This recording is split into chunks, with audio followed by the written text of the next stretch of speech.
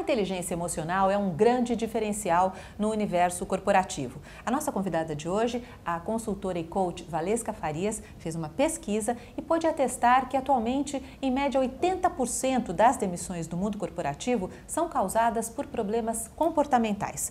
Valesca, primeiramente, muito obrigada por ter aceito o nosso convite.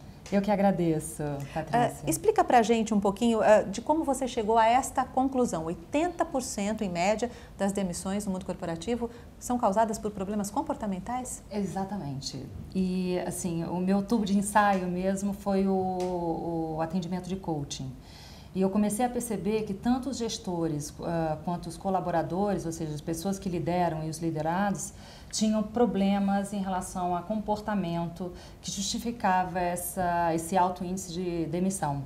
Na verdade, o que ilustra aí o clássico contratados pelo QI, demitidos pelo QE. Você contrata pela qualificação técnica, pela chancela acadêmica, e você acaba demitindo por uma questão comportamental. Ou seja, a dificuldade que as pessoas têm de lidar umas com as outras no ambiente de trabalho, a dificuldade de flexibilizar, uma baixa resiliência, uma dificuldade de receber feedback, a dificuldade de entender a posição do outro, de aceitar esse ponto de vista divergente. Isso acaba gerando conflito no ambiente de trabalho.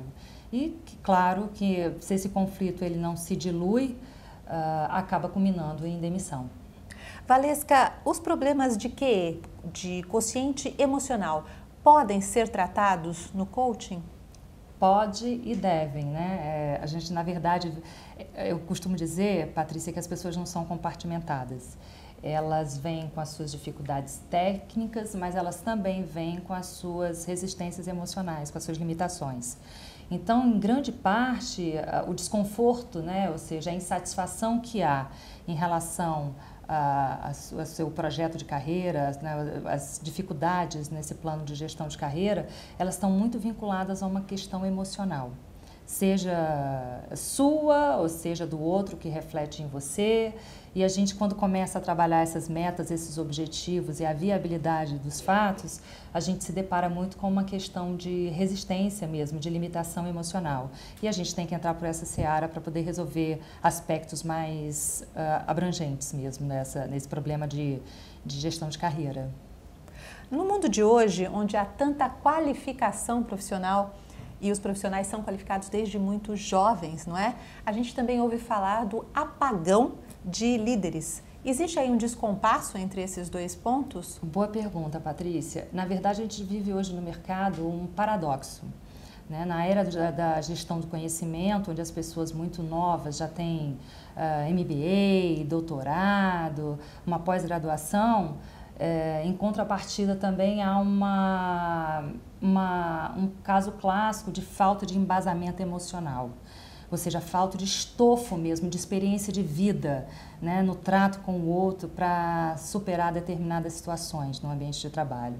Então, hoje as empresas, de uma forma geral, as próprias instituições educacionais estão transitando por essa esfera. Estão começando a trazer cursos de formações de valores, padrões de conduta, justamente para nortear essas pessoas, que muito cedo, já, né, até pela própria competitividade no mercado, buscam qualificações cada vez mais sofisticadas, mas, na verdade, quando colocadas em cena, têm dificuldade de interagir e colocar em prática, inclusive o lado técnico, por uma situação de limitação mesmo emocional.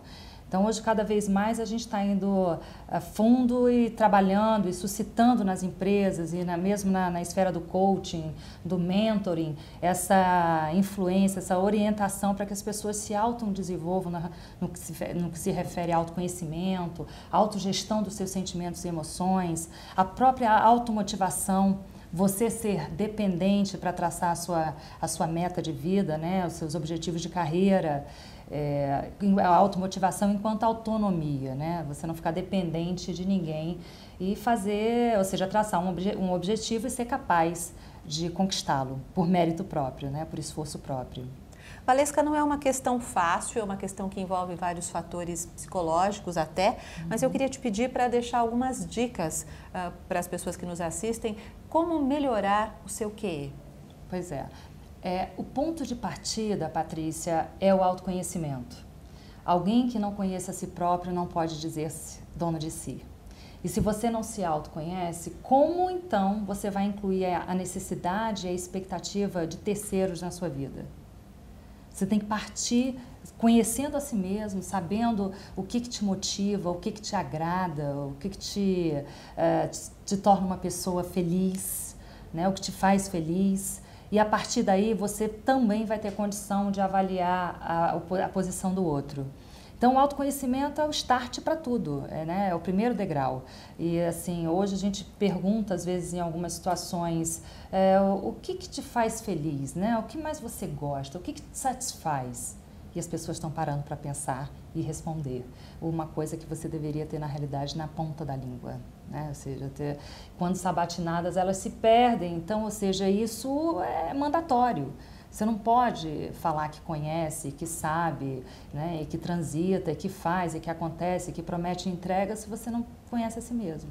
Então, assim, o ponto primordial, se autoconhecer, trabalhar esse autodesenvolvimento, esse autoconhecimento, procurando orientações, mentores, coaches, a própria busca por respostas maiores em alguns sentidos, em alguns aspectos, acaba também trazendo para você respostas a respeito de si mesmo.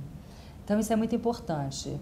E conhecendo a si, você vai saber que, na verdade, sabe, de que forma você tem que se portar, né? O que as suas emoções, os seus sentimentos hoje falam sobre você, né? E de que modo esses sentimentos e emoções impactam no seu dia a dia. Valesca, muito obrigada pela sua entrevista. Patrícia, é um prazer estar com vocês. Portal HSM, o melhor conteúdo de gestão.